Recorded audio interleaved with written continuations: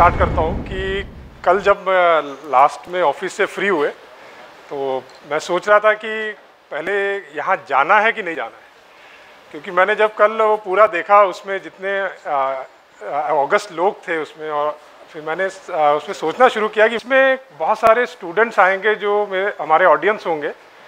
तो मुझे लगा कि यस चलते हैं, जो हमारी सर्विस जिसमें मैं हूँ, इंडियन एडमिनिस्ट्रेटिव सर्विस, जो उसका वैल्यू सिस्टम है जिसके लिए वो बनी है, जो मैंने अपना 9 साल के करियर में अभी एक्सपीरियंस किया है, वो मैं ज़रूर शेयर करूँगा आपसे। और उससे पहले कि कैसे मैं इस तरफ मुड़ा, जबकि मेरा कोई ऐसा एम नहीं था कि मुझे आईएएस बनना है या आईएएस में ही आना है।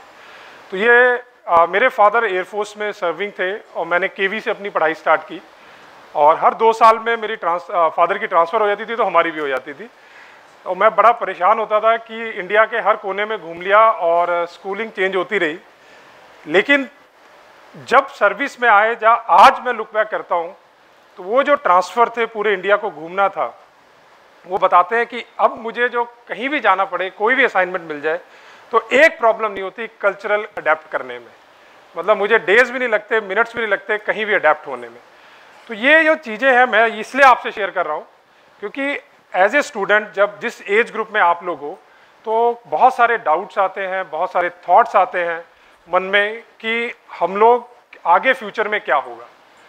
और लेकिन आप लोग के पास इंफॉर्मेशन का बहुत फ्लो है, गूगल है, इतना कुछ है, फिर भी कई बार वो एकदम चीज़ें दिखती नहीं हमें कि आगे क्या होने वाला है, और उसके कारण हम लोग आगे नहीं बढ़ते हैं, या कई बार डिसीजन नहीं ले पाते लाइफ में और हम लोग पीछे रह जाते। तो केवी से जैसे ही हम लोग निकले, तो फादर एयरफोर्स में, तो मेरा भी पहला जो एम था कि मुझे फौज में जाना है। एनडीए दिया, नहीं हुआ, फिर सीडीएस दिया, एसएसबी तक पहुंचे, मेडिकल आउट हुए, मेडिकल में नहीं हुआ, तो देन पता लगा कि अब डिफेंस फोर्सेस में नहीं जा सकते, अब क्या करना है। तो टिपिकल जैसे हम पंजाब में होते हैं, तो मैं उस समय अमृतसर गुरु नानक देव यूनिवर्सिटी में अप्लाइड फिजिक्स कर रहा था और टॉपर था यूनिवर्सिटी का कि चलो बाहर चलते हैं यूके में और रिसर्च करते हैं, और उस तरह से सोचना शुरू किया। तो यूके की फ़ीस भी पे कर दी, रिसर्च में सिलेक्ट भी हो गए, अच्छा कॉलेज भी मिल गया, लेकिन लास्ट में क्या रिजल्ट निकला कि वीज़ा रिजेक्ट हो गया। वीज़ा रिजेक्ट होने के कई कारण थे, फीस था और भी कई इशू थे। फिर मुझे लगा कि अब क्या करना है, अब इंडिया में ही रहना है। तो इंडिया में जब रहना है तो फिर सोचना शुरू किया कि let us start for looking the best job, क्योंकि जब एयरफोर्स में तो फादर हमेशा कहते थे कि फाइटर पायलट्स किंग होते हैं, और अगर इंडिया में और कोई जॉब है तो वो आईएएस की ही है। तो मुझे लगा कि चलो इसी का ट्राई करते हैं, लेकिन वो जर्नी भी इतनी आसान नहीं है, क्योंकि आपने पहले स्कूल में, कॉलेज में कभी सोचा नहीं उसके बारे में, ना ही अपने आप को उस तरह से तैयार किया था। क्योंकि मुझे लगता है कि इस सर्विस में आने से पहले अगर आपका ओरिएंटेशन पहले ही उस तरह का है, तब आप आ सकते हैं। तो फिर मैंने अपने बारे में पूरा रीथिंक स्टार्ट किया कि क्या ये सर्विस के लिए मैं बना हूँ। तो मैंने जब देखा कि ये तो भारतीय प्रशासनिक सेवा है, तो इस सेवा शब्द ने मुझे बड़ा अट्रैक्ट किया। मैं कहा यार, इसमें जो स्केल मिलेगा सोसाइटी को सर्व करने का, सेवा करने का, वो मुझे नहीं लगता कि कहीं और मिलेगा, क्योंकि मेरी जो अपब्रिंगिंग हुई है वो गुरबाणी में हुई है, गुरु ग्रंथ साहब या बाकी चीज़ों को मैंने काफ़ी डीपली पढ़ा है। तो उसमें मुझे सेवा का जो भाव है, चाहे वो लंगर हो या किसी तरह का भी हो, वो यहाँ पे मुझे फिर करने का मौका मिले। तो ये जर्नी स्टार्ट हुई, पहला अटैम्प्ट नहीं हुआ, दूसरा अटैम्प्ट नहीं हुआ, तीसरे में इंटरव्यू तक गए, फिर नहीं हुआ, 2 नंबर से रह गए, फिर आया 4th अटैम्प्ट और फिर भी नहीं हुआ। फिर मैं हैरान कि 4 अटैम्प्ट खत्म हो गए, अब क्या करेंगे। तो अचानक एक दिन अनाउंस हुआ कि जो 2010-11 में चेंजेस हुए हैं आईएएस के पैटर्न को, उन सबको एक एक्स्ट्रा अटैम्प्ट दिया जाएगा। तो मैं आपको इसलिए कह रहा हूँ कि हमेशा होप छोड़नी नहीं चाहिए। और जिस दिन ये अनाउंस हुआ तो मुझे लगा, और उसमें काफ़ी पहले नाटक भी हुआ था पॉलिटिकली, तो मुझे लगा ये मेरे लिए हुआ है, तो इस लिस्ट में तो मैं रहूँगा। तो आया 2015, पेपर दिया, इंटरव्यू दिया, इंटरव्यू में सबसे अच्छे नंबर मिले और हम लोग पहुँच गए 2016 में अकेडमी लबासना। जैसे अकेडमी पहुँचे तो मैंने पहला जो उसका एंट्री देखी, तो उसमें लिखा था शीलम परम भूषणम, मतलब करेक्टर ही सबसे बड़ा जो आपका ऑर्नामेंट है, और उसने मुझे बड़ा अट्रैक्ट किया। मैं कहा यार, ये चीज़ बड़ी सही लिखी है इसमें। अब करेक्टर को अगर आप डीपली देखोगे तो उसमें जो आज हम लोग खड़े हैं, इधर हमारा शेर बना हुआ है, इधर करेज है, तो ये भी एक बहुत बड़ा चीज़ है जो अभी राहुल जी ने बताया। करेज यही चीज़ है जो सबको डिफाइन करती है, डिफरेंट करती है। मैं इसको थोड़ा सा डीप में जाना चाहूँगा, आपके साथ शेयर करना चाहूँगा। अगर आप उपनिषद में एक लाइन मैंने बहुत पहले पढ़ी थी जिसमें लिखा था, जो आपका उसका मीनिंग मैं आपको बता देता हूँ क्योंकि संस्कृत का वर्ड है, कि आपकी आत्मा से रिलेशन है करेज का, मतलब आत्मम वेदांतम वीर्य, मतलब वीर अगर बनना है तो करेज वहां से आएगी। करेज का मतलब ये नहीं है कि आप सिर्फ बोल्ड एक्शन ले रहे हो। जैसे अगर बोल्ड एक्शन ले भी रहे हो किसी सिचुएशन में तो उसके अंदर जो वैल्यू सिस्टम है आपकी आत्मा से आ रहा है। हम लखनऊ में कैप्टन मनोज पांडे को सब जानते हैं, परमवीर चक्र विजेता। जब वो बटालिक सेक्टर में थे किसी ने नहीं सोचा था कि कारगिल वाल इंडिया जीत जाएगा। यूरोपियंस सब कह रहे थे कि 2 साल लगेंगे, and he was the guy जो यहीं से लखनऊ से ही गया था, एनडीए का टॉपर था, और उसने बटालिक सेक्टर में 3-4 गोरखा रेजिमेंट 11 बाई जो गोरखा यहाँ पे उसका रेजिमेंटल सेंटर है, उसने जब वो जो उसके पॉइंट से वो जीतने शुरू किए और उसके बाद 30 दिनों में कारगिल वार खत्म हो गया। और उस कैप्टन मनोज पांडे से इंटरव्यू में एक चीज पूछी गई थी कि आप फौज में क्यों आना चाहते हैं, वाई, जो मैंने आज आपको पहले बताया वाई, तो अपना वाई जरूर ढूंढना है। तो उसका आंसर देख के इंटरव्यूइंग ऑफिसर भी हैरान था। उन्होंने कहा कि सर मैं परमवीर चक्कर जीतना चाहता हूँ। तो इंटरव्यूइंग ऑफिसर बैठे थे, हंस पड़े, बोलते तुम्हें पता है उसकी कीमत क्या देनी पड़ती है? तो हाँ सर मुझे पता। तो बोलते जान देनी पड़ती है। तो बोलते मौत से डर नहीं लगता? उन्होंने फिर पलट के आंसर दिया कि सर अगर मेरे एम में और जो अगर कहीं मौत बीच में आ गई तो मैं मौत को भी हरा दूंगा। और यही एग्जैक्ट वर्ड थे उसकी आत्मा से निकले हुए। बटालिक सेक्टर में जब उसके हेड शॉट लगा था एमएमजी का दुश्मन का, सारे गोरखास भागे उसको बचाने के लिए। उन्होंने कहा कि ना भाई छोड़ू ना, मतलब गोरखाली में बोला छोड़ू ना। यू कांट इमेजिन कि उन गोरखास ने गले काट दिए थे। तो मैं ये एग्जांपल इसलिए दे रहा हूं कि ये सिचुएशन सबकी लाइफ में आएगी, और मैं भी इसी चीजों से इंस्पायर हुआ था उस समय जब मैं तैयारी कर रहा था, सारी चीजें पढ़ते थे, तो आई वॉज टोटली इंस्पायर्ड। अब किस्मत देखिए, मेरी पोस्टिंग हुई लखनऊ में, जहां मैं रहता हूं एलडीको ग्रीन में, बगल में ही उनके पेरेंट्स का घर। जस्ट थिंक अबाउट इट, मैं लखनऊ लैंड करता हूं, नेक्स्ट डे मैं उनके घर होता हूं, और मैंने वो कमरा, उनकी डायरी, जो मैं अभी बोल रहा हूं मैंने खुद पढ़े। और मैं जब भी मुझे कोई टेंशन होती है या कोई इशू बनते हैं हमारे यहाँ सिटी में, तो I go there and sit in his room. उनका बस लगा हुआ है, मुझे अलग ही एक अनुभूति होती है। तो मैं बता रहा हूँ लखनऊ में कितना दम है, just I am telling you. अब आईएएस आ गए, लबासना हो गया, पहली पोस्टिंग मिली बिजनौर में। बिजनौर में गए हम लोग, तो बिजनौर में हमें पहला चार्ज मिलता है एसडीएम ज्वाइंट मजिस्ट्रेट बोलते हैं उसमें। तो उसमें एक इवेंट हुई कि पहले दिन मुझे ज्वाइनिंग करने जा रहा था, तो किसान सारे धरने पे बैठे हुए थे। मतलब मेरी तहसील थी, मैं एंटर करना था, सारी सड़क हाईवे रोक के बैठे हुए। अब किसी में कहीं नहीं पढ़ाया, किसी किताब में नहीं पढ़ा इस धरने को उठाना कैसे है, कोई आइडिया नहीं, नो नॉलेज, कुछ नहीं पता। पढ़ाई बहुत की लेकिन ये नहीं पता कि इनसे कैसे डील करना। तो मैं जाके मुझे लगा कि अब करना क्या है। तो सून आई रियलाइज कि वो लोग अपना खाना बना रहे हैं और खाना सर्व करने लगे। तो लंगर मैं भी सर्व करता था, लंगर में बैठते थे, मैं भी जाके बैठ गया उनसे। तो इतनी अच्छी दोस्ती हुई कि आज उसके जितने भी जो लोग किसान आंदोलन से निकले हैं वो आज भी मेरे टच में रहते हैं, और जब यहाँ आते हैं लखनऊ में तो वो पॉइंट करते हैं कि सर से मिलके जाना है। फिर दूसरा, मुझे वहाँ से ट्रांसफर करके वहीं पे दूसरी तहसील नगीना भेज दिया गया। वहाँ एक law and order situation develop हुई। होली का दिन था और शाम को मुझे छुट्टी जाना था, और लॉ एंड ऑर्डर सिचुएशन इतनी कि पूरा मतलब 1000 भीड़ इधर, 2000 इधर, और पूरा पथराव चल रहा है। मैं और मेरे सीओ खड़े हैं, हमारे पास 4 सिपाही थे और बाकी होमगार्ड्स थे। तो पत्थर आ रहे इधर से उधर से, कोई पता नहीं क्या करना अब। तो एक चीज समझ आई कि यार, गुरबानी में एक लाइन पड़ी थी, पुरजा पुरजा कटमरे कबू न छाड़े खेत। तो मैं कहा यार भागना नहीं है, यहीं खड़े होना, देखते क्या कर लेंगे। माइक उठाया, वहीं खड़े हो गए, और जितने थे सबको बोला कि आप कॉक करिए। स्लोली थिंग्स कम्स, और बाकी फोर्सेज आई, वी हैंडल इट वेल। और लास्ट में जब इंक्वायरी हुई कि गलती किसकी थी, क्या रिजल्ट हुआ, तो उसमें यही कंक्लूजन निकला कि भाई ये लोग भागे नहीं, इसलिए कोई कैजुअलिटी नहीं हुई, कोई बड़ा नुकसान नहीं हुआ, they have handled it well. तो मैं ये जस्ट ये कहना चाहता हूं कि जो हमारे वैल्यू सिस्टम है, हमारी नॉलेज के साथ जब इकट्ठे चलते हैं तो हम किसी भी सिचुएशन को हम लोग हैंडल कर सकते हैं। नेक्स्ट पहुंच गए हम लोग इटावा, फिर ट्रांसफर हुई इटावा में। इटावा पहुंचे तो कोविड आ गया। अब कोविड जो फर्स्ट फेज था उसमें मुझे पूरे जिले का बताया गया कि आपको कोविड को हैंडल करना है, और आप भी जानते हैं कोविड में किसी को पता नहीं था क्या करना है। Nobody knows what it is to do. Administration को भी नहीं पता था क्या करना है, हम भी सब एक्सपेरिमेंट ही कर रहे थे। लेकिन उसमें एक चीज बड़ी काम आई जो मैंने देखा कि आपकी ह्यूमन वैल्यूज। एक चीज पता था, सबकी मदद करनी है। एज एन एडमिनिस्ट्रेटर जो जिम्मेदारी दी गई है, जो बंदा आ गया उसकी मदद जरूर करनी है, और मदद किसी तरह भी करिए हम लोग। तो हम जब हेल्प करने के लिए सोचते हैं, आगे बढ़ते हैं, तो सोल्यूशन भी अपने आप आने लग गए कि फूड का मैनेजमेंट कैसे होगा, सप्लाईज कैसे आएगी। क्योंकि हमारे यहाँ जब आईएएस ऑफिसर हम लोग सर्व करते हैं तो हमारे स्केल बहुत बड़ा होता है। एक एग्जांपल देता हूँ स्केल की, आपको 2-3 एग्जांपल दूंगा स्केल कि कैसे आपको स्केल को हैंडल करना है। वैसे हम लोग ऐसे हमें आदमी बोलते हैं, जब आदमी बोलते हैं, आदमी क्यों बोलते हैं? क्योंकि हमारी जो औकात है वो एकदम की है, एकदम आया, दूसरा नहीं आया तो हम लोग गए, यही हमारी वैल्यू है।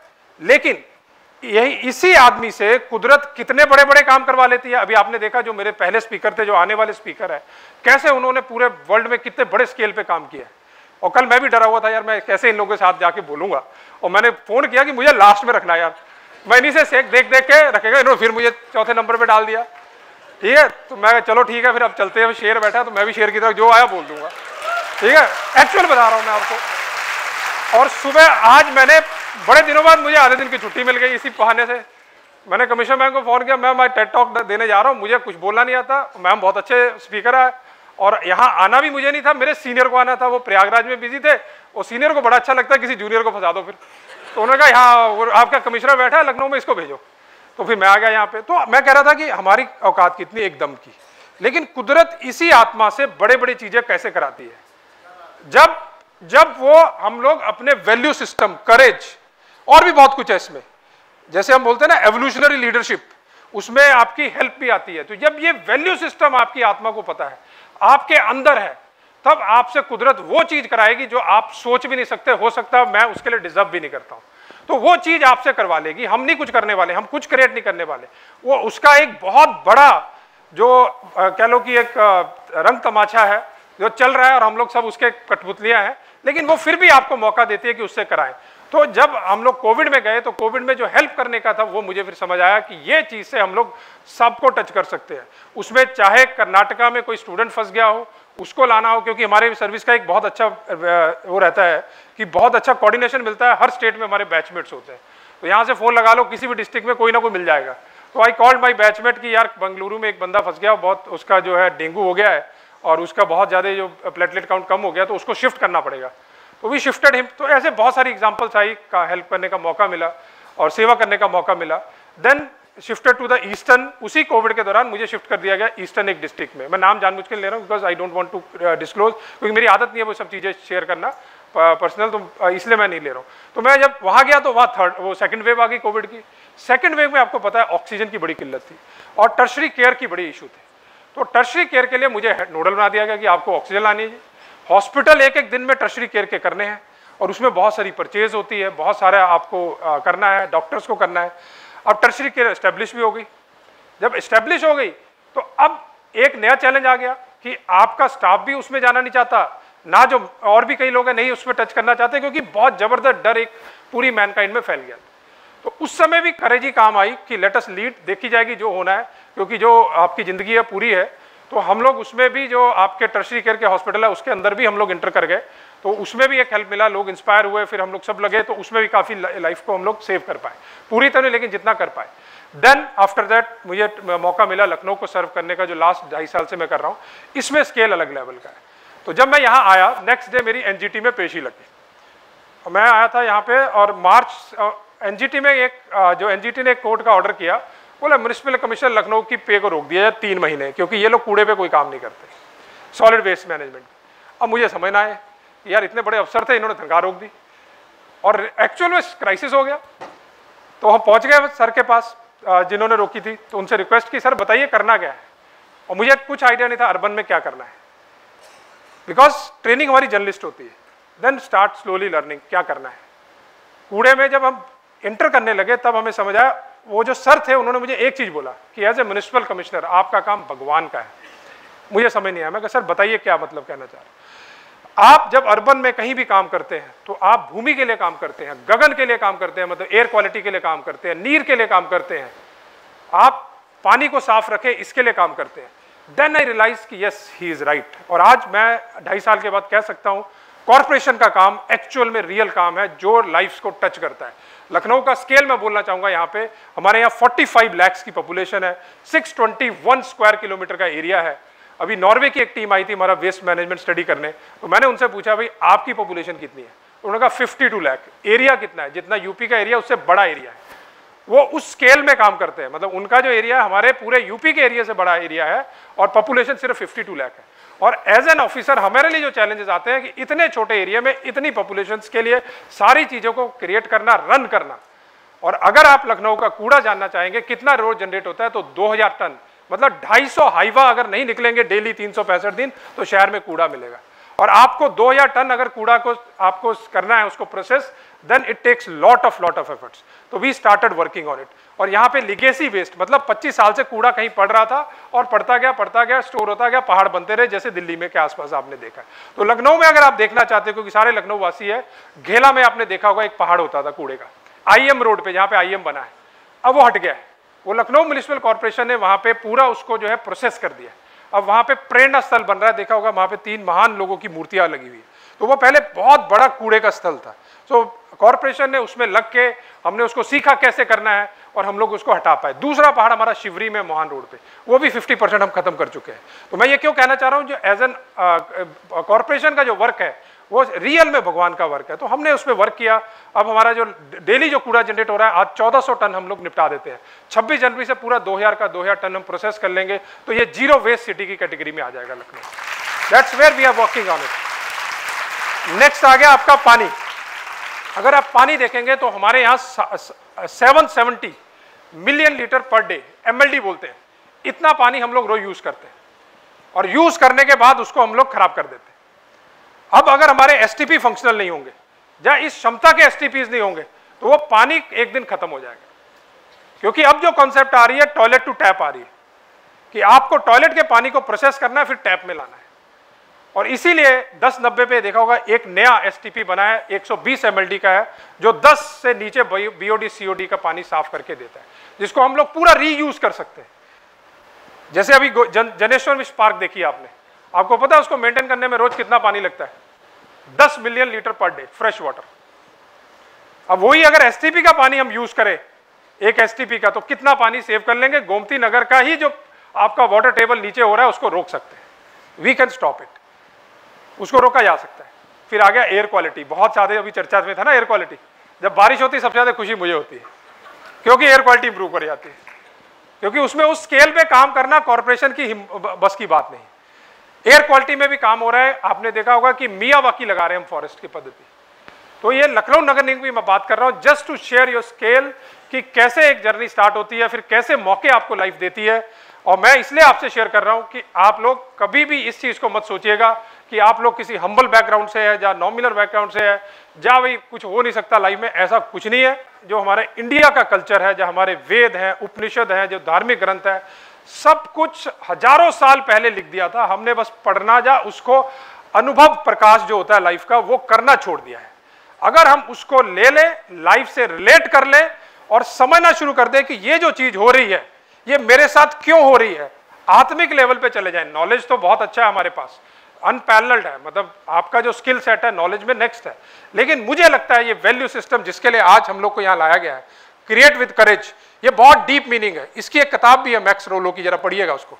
One of the clinical best psychologist है, बहुत अच्छी किताब है। इसी सेम हेडिंग पे ही है, जो लिखा है ना create with courage, same heading पे है।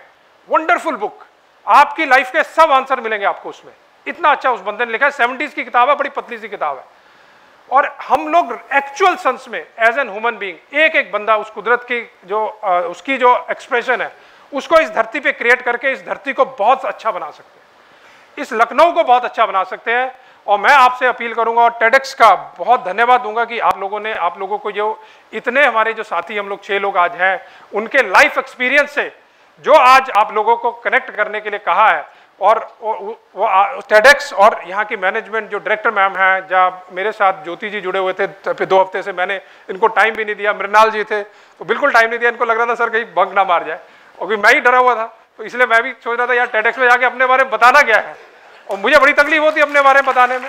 और एक और भी कई इशू होते हैं, सर्विस में डायरेक्ट आके या किसी प्लेटफॉर्म पे बोलना, परमिशंस कई इशू रहते हैं। तो मैं कहा चलो ठीक है, आज जो होगा लखनऊ के बारे में बताएंगे, जो 9 साल का एक्सपीरियंस है बोलेंगे आके खुले में, और कुछ रिलेट कर पाओ तो भाई थैंक्स। लेकिन एक चीज है भाई, ना डिप्रेसिव डॉग से डरना है।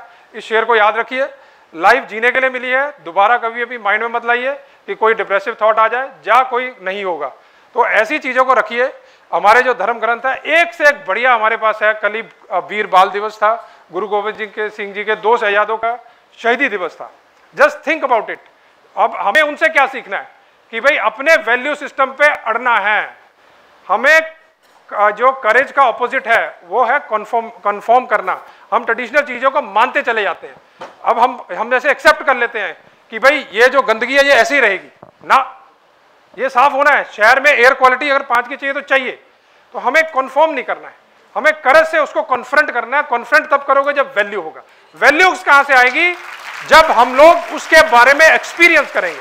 ये नहीं कि करेज का मैंने पढ़ लिया जी, 100 स्टोरी पढ़ ली, मेरे में करेज घुस गई, नो, ऐसा नहीं होगा। आपको करेज सिचुएशन से रिलेट करके उससे बाहर आना है।